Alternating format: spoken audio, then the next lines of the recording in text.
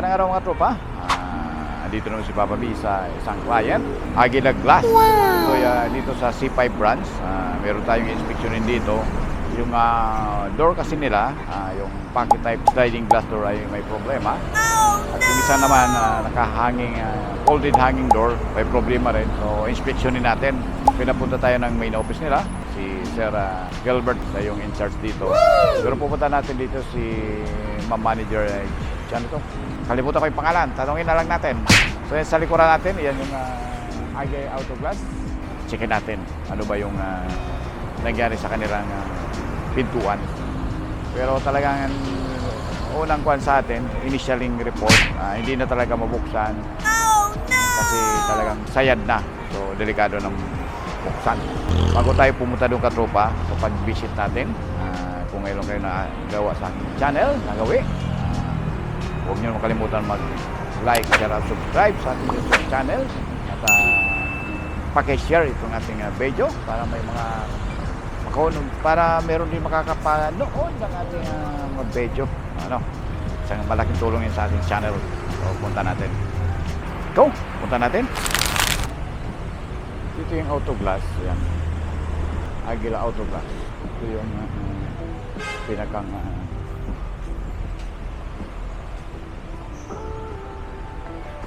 pintuan nila. Yan. Folded door. Medyo sayad na tayo. Kung makita nyo rito pala. Yan. Sayad na talaga, no? So, tingnan mo naman ginagay ng danger. Parang iupan lang, light duty lang. Oh, no!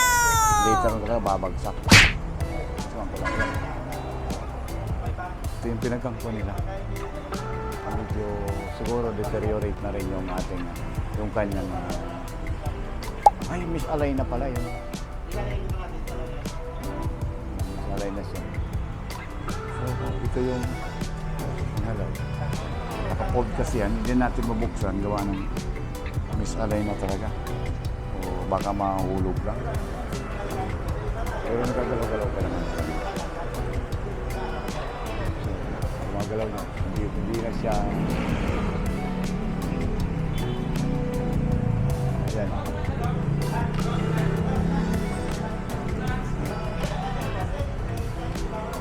So ito kasi kabilang parang both side sa assessment natin. Both side meron din dito.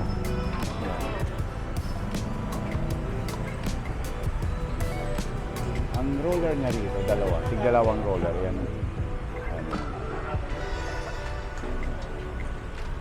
Itong roller niya. Yan. May tanggal na rin yung roller.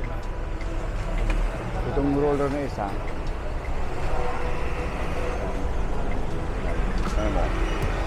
Galaw na. Nasa labas na. Wala na yung roller. Tanggal na talaga. So, hindi sasayad na to. Ito yung ginagang panel. Yan. Then, ito rin yung pinto niya.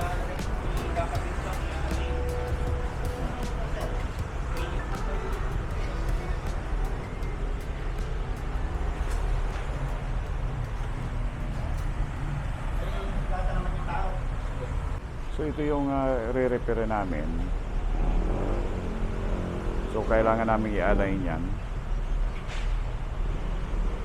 So kasi kung mapansin nyo, mapansin natin, wala na. Oo. Salamin. Ito kasi yung pinakang gumagalaw na. Ayan o. Sana yan. Yan o, gumagalaw siya.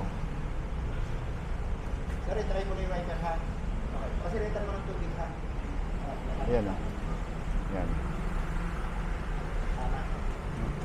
Galaw na. Then,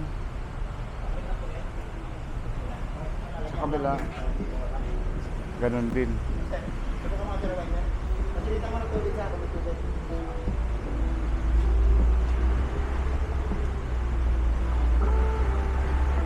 Meron pa rito isang sliding Okay, pocket type. Ito naman yung pocket type. Yan. So,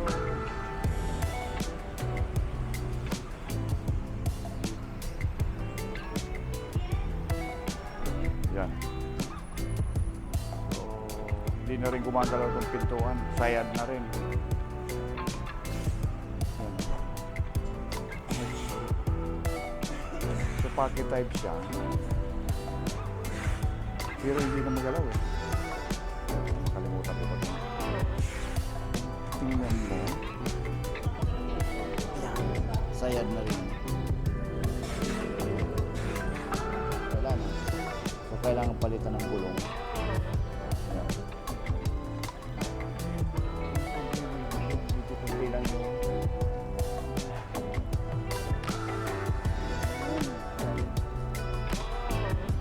Pero yung release niya, hindi pa naman.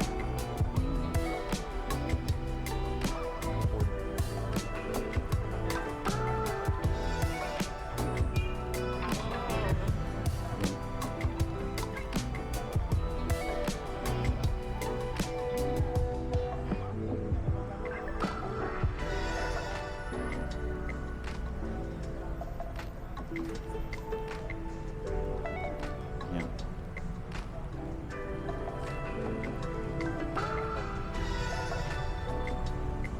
Magalaw pa natin ito.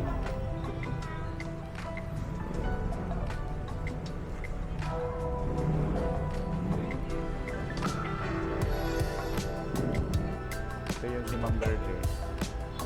Ito yung manager dito sa branch ano? Branch. Kayo po yung branch manager doon. Kasi ito yung tinuro sa akin ni Sir Gilbert na report na. Tinuro sa akin yung nasira. Pinunta namin.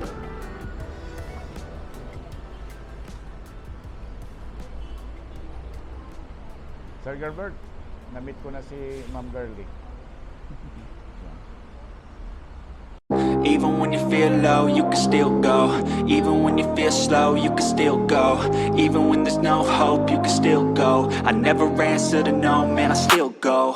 Go, go, go, go, go, go, go, go, go, go, go, go, yeah, go, go, go. Hustle hard, hustle every single day.